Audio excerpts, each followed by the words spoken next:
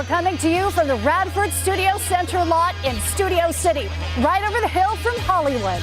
This is the place where dreams are made, legends are born. Hello and welcome to The Lot. I'm Suzanne Marquez. It's a modern take on a beloved thriller that originally starred Michael Douglas and Glenn Close. The stars of the new series, Fatal Attraction, gathered in West Hollywood for the premiere. Joshua Jackson and Lizzie Kaplan star in this updated, reimagined version of the original film, which put all of the blame on the affair on Glenn Close and painted Michael Douglas as the victim.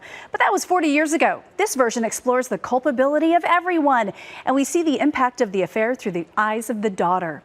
Josh Jackson talked about stepping into such an iconic role. Everybody has an idea of what Fatal Attraction is, and we still know what a bunny boiler is, and her performance and his performance are like all-time iconic performances, so stepping into those shoes is certainly intimidating. And also, if you watch the movie now, it is a fantastic film that is very much of its time. So there is an opportunity, which is what Alex Cunningham wanted to do, to use the framework of that story and tell it through the lens of 2023 and explore some of the things that A, they didn't have time for, and B, just culturally weren't part of the conversation yet. So if we do the job right, you'll recognize it as Fatal Attraction. We have the same character names, we're in much of the same scenarios, but there's an opportunity, because we have 8 hours and because we're in 2023, to really scratch below the surface of what the movie presented. And yes, the bunny makes an appearance. I've seen the first 2 episodes with lots of suspense and sexy scenes. Fatal Attraction is streaming now on Paramount+. Judy Blume wrote Are You There, God It's Me Margaret in 1970, and it is still read by preteens today. Now, this timeless preteen story is on the big screen. I chatted with Judy Blume, the director, and the cast. Let me just be normal and regular like everybody else. Just please, please, please, please, please, please, please. Judy Blume's beloved novel, Are You There, God? It's Me, Margaret, has finally made it to the big screen. Barely a 28, not even a double A. Your best bet is going to be to go with one of these grow bras here. So one day when you do grow, it'll grow with you. How was camp? It was amazing. So you were in a play? Yep. Oh my God, Hey, incredible. what are those boxes for? Don't worry about that. I want to hear more about camp. What else you learned? What else did you do? You're moving. 11-year-old Margaret, played by Abby Ryder-Forston, moves away from her New York City home, leaving behind everything she knows, including her best friend, her beloved grandmother, played by Kathy Bates. Margaret deals with the changes of a new home, new school, and new friends, while going through the awkward stages of puberty. Excuse me, we're looking for a bra for my daughter. Well, we don't have many that small. Judy Blume and writer-director Kelly Fremon worked together to bring the beloved novel to life. So what was it like for both of you to work together on this incredible project? Well, for me, I have to say just the collaboration of a lifetime and you know, surreal, but also I think the thing that is so incredible about Judy is that very quickly she's so just approachable and warm that she lets you forget the sort of, like legendary part of her that is, that can be overwhelming, honestly, because you have had such an effect on so many of us. I've been on some movie sets before, and nobody ever wants to hear what the writer of the book has to say or what the writer of the book thinks.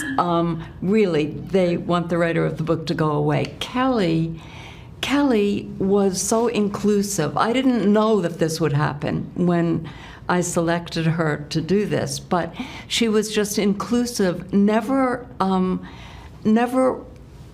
didn't want to hear if I had something to say. I would be insane if I didn't want your involvement and to constantly have you weigh in and I mean there's so many places all over the film where I think you weighed in with ideas or details or lines that made it better. Do you think any of us will look like that when we're 19?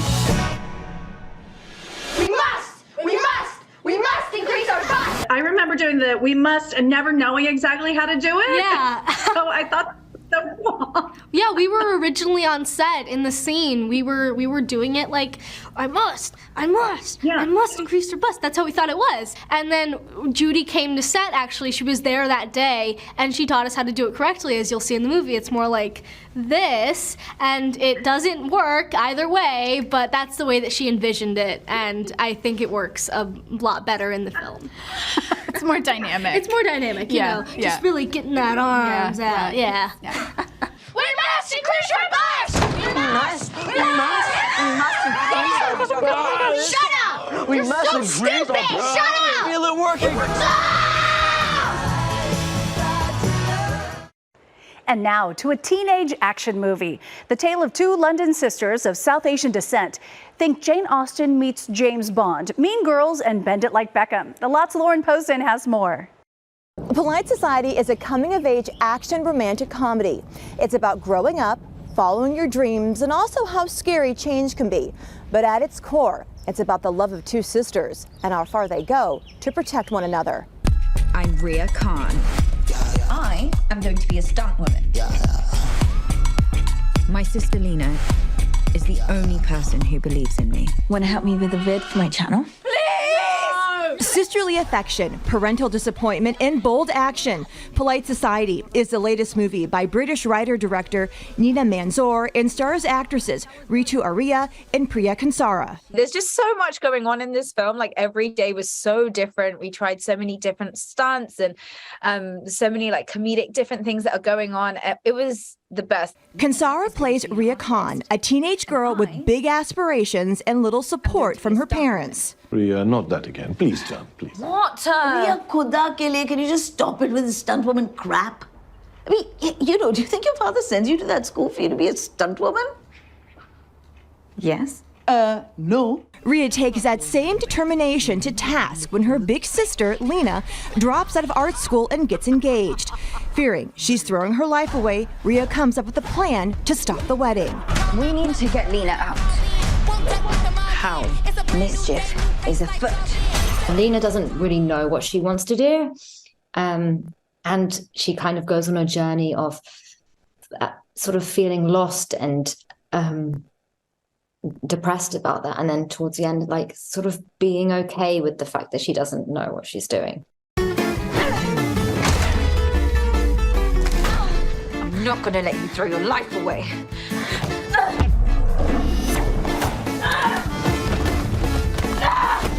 The majority of the stunts are done by the actresses. That meant weeks of challenging martial arts training. Kansara says doing one thing hurt her the most. Basically, I was walking backwards and I accidentally walked backwards into like a camera. You know, that we have these tracks that sometimes they're laid on, and I walked into it and I literally like bashed my foot so hard it was like bleeding for a good half an hour, and then we had to like stop everything because it was a whole thing. It was just like, after all of these crazy stunts, how I hurt myself walking just felt like really silly and ironic.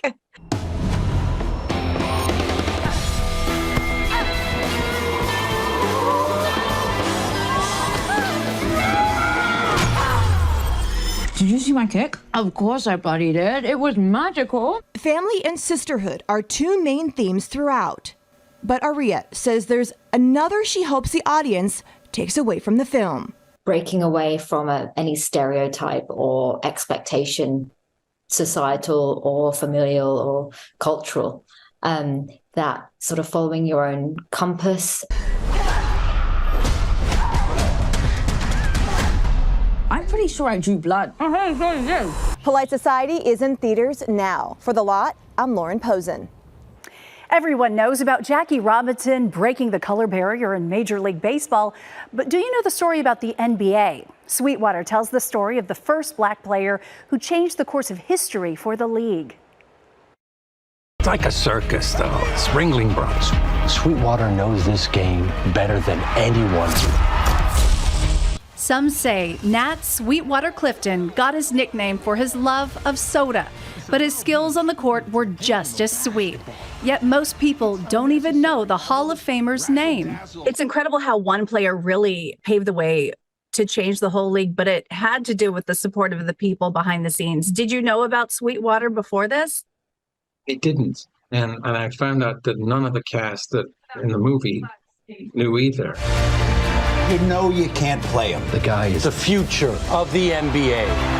I had the privilege of meeting the great, talented Kareem Abdul-Jabbar, and I mentioned that I was making this film, and he said, you know, this is one of the most important films you're going to make, Harry. And I said, really, why? He said, because I wouldn't exist without Sweetwater. Neither would Magic Johnson or Michael Jordan or LeBron or Kobe, any of us, that we all are standing on his shoulders. So it's a little late to tell his story, but better late than never, right? Everett Osborne plays Sweetwater, who first played with the Harlem Globetrotters. And in 1949, the team beat the reigning champs, the Minneapolis Lakers. And Everett Osborne, who plays Sweetwater, is he's a pro player. And so we would shoot entire sequences all in one take with the camera rolling back and forth on the court. And I just, stayed in character. And it was like doing a play. It was really fun. And thank God for Everett, because he never missed a shot. Ain't no Negroes playing your league. It's not going to be like that forever.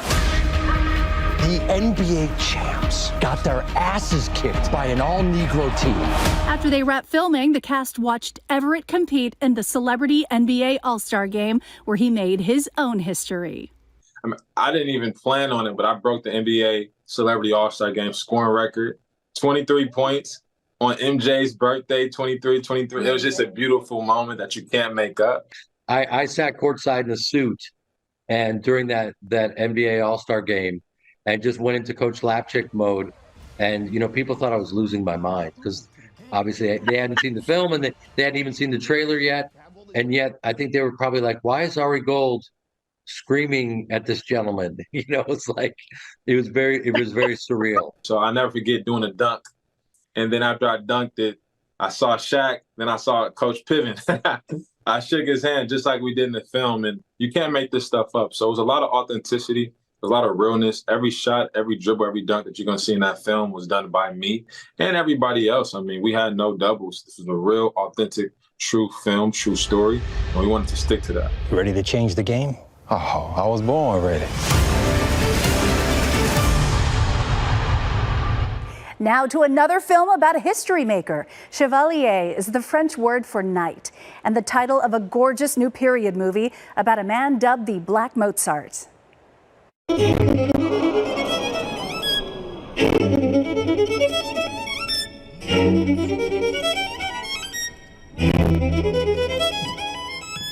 Kelvin Harrison Jr. stars as Chevalier de St. George in Chevalier, on the heels of playing B.B. King in Elvis, and is also set to star as Dr. King and Jean-Michel Basquiat in 2 more movies. But Chevalier is a historical figure largely forgotten by history, dubbed the Black Mozart for his incredible talents on the violin.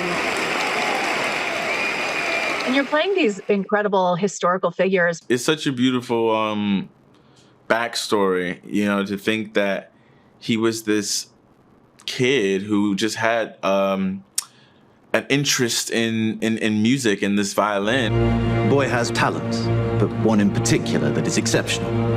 Very well. He was also a notorious ladies' man and a close confidant of Marie Antoinette, played by Lucy Boynton. What was it like embodying one of the most famous people in history at such a glamorous but tumultuous time? I still haven't found the vocabulary to describe it, really. It was a crazy experience getting to walk onto those sets and really feel completely immersed in that world. And when you're doing a period piece of that kind of scale and also detachment from everything that your everyday looks like, it's really satisfying being able to just completely lose yourself in it. You are quite a remarkable man, Joseph. I, Marie Antoinette, Queen of France, hereby anoint you Chevalier.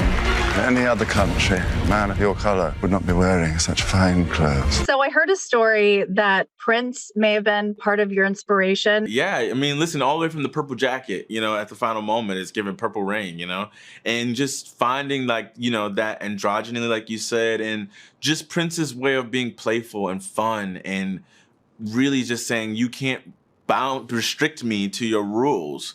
I will be who I want to be, and you either want me or dismiss me.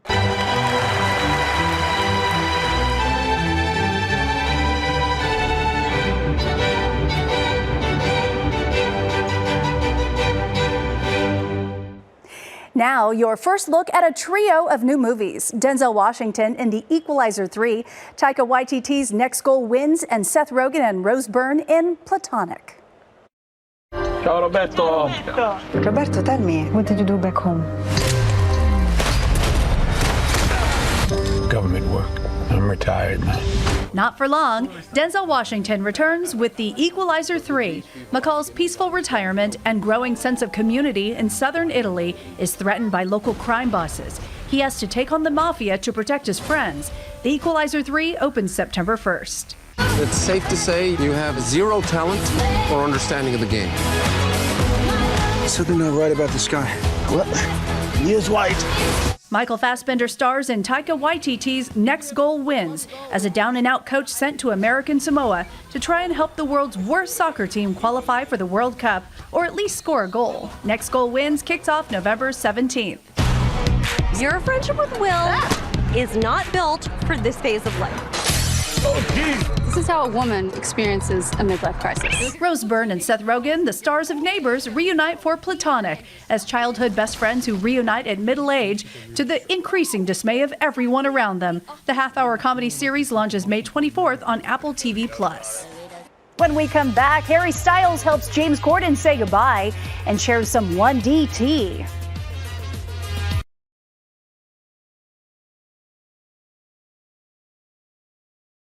A star-studded goodbye for James Corden with his famous friends and even his competition. I'm James Corden for the last time. This is the Late Late Show. What other job will allow you to break into song and dance every single night? I don't sing and dance every night. You do. It's been a lot. Like, a lot. Yes or no? Will there be a One Direction reunion? It's time I was going. It's time. Thanks for watching. That's our show. There were lots of special moments and guests for the last Late Late Show. And if you were wondering, Harry Styles left the door open for a One Direction reunion. Also during the primetime special, Corden and Tom Cruise played roles in the Lion King musical. Corden thanked his staff for their 8-year run. Congratulations. Scream 6 is now streaming on Paramount+, and you can buy the 2-movie collection of Scream 6 and last year's Scream on digital now with bonus content. Here's a peek at the blooper reel. Oh, hey, Tara. Jason, are you and Greg gonna come to the are you and Greg gonna come to the OKP party? Yeah, I mean, if he finishes his Spanish paper in time. Is your sister gonna come? No, Sam would have got dead at a fat party. What? Well, I mean, there's a first time for everything. Okay, Pete. Sam.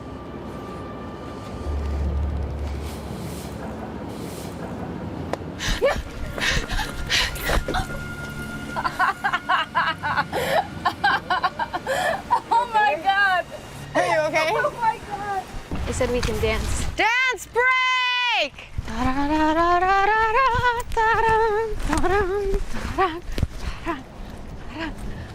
Also, Cold Mount Sinai, Cindy. That's not her name. Not bad, cute boy.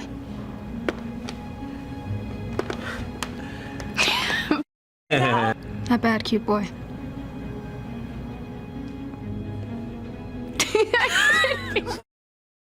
Also, our Cold Mount Sinai and Mindy and Gail are gonna be okay. It's over. It's over. That's it. Did we get it? Did we get it, Lisa? This isn't like any other ghost face. Do you have anyone that might want to target you? Not anyone who's still alive. Come on, mother! Scream radar. Doesn't seem so scary now, does it? Okay, it's a battle of good and evil for Rachel Weisz in the new Prime Video streaming series Dead Ringers, a remake of the 1988 horror classic. It's impossible to explain this relationship to anyone outside of it. Rachel Weisz plays both starring roles in Dead Ringers, a remake of David Cronenberg's 1988 thriller. I do my job to help people. Baby sister, you are so deliciously perfect. Where do you come from? Well, it was a kind of two-part experience. The first part was developing the idea alongside Alice, and Alice invited me into the writer's room where we all dreamt up ideas. Are you okay? Oh, I'm brilliant! And then Alice wrote the scripts, and then I had my job to do, which was to act these two characters that were so brilliantly drawn on the page as distinct people. That is not what we want to be doing, though. But it might be, but it's not, but it could be, but it's not. We've been working on it for a really long time, and we've both had to take on jobs that are not our normal jobs at all. But it's been lovely because I think, you know, we've had such good communication and felt just excited by the same sort of ideas. It was incredibly challenging and quite hair-raising at the beginning, but we got better and better, and it became quite joyous, like a joyful bananas challenge. You were looking really crazy for a while there. As it turns out, I'm really sane. Isn't that wonderful? Just how much fake blood do you think was used in the hit horror movie Evil Dead Rise? And meet the finalists for the Diversity Film Awards. Gabe's a 10, but then he got inspirational about my wheelchair. Why is it always the first thing guys ask about? Romance is the theme of this year's Easter Seals Disability Film Challenge. Smash or Pass is up for Best Film, plus awards for Directing, Editing, and Best Actor for Josie Scott. Right in My Head went one better, with nods for Best Film, Writing, Directing, Editing, and Best Actor for Lane Apfel. The other Best Film finalists are the musical Unlucky in Love, which is also up for Writing, Directing, and Editing awards. And Kryptonite, which also has nods for Writing and Best Actor for Brian Lane. This year's challenge had a record 115 entries. You can watch the awards May 4th on YouTube. This evil creates terror through total chaos. And lots of fake blood. Evil Dead Rise director Lee Cronin used more than 1,700 gallons of it. Of course, it sounds even bloodier in metric measurement. We used 6,500 liters of blood on the movie, which is a lot. We had to open up like an industrial kitchen to cook the volume of blood. This wasn't something that someone could make in a bucket or a bathtub. We needed so much blood in this film. Meaning. When we come back, the superstar set to play Smurfette.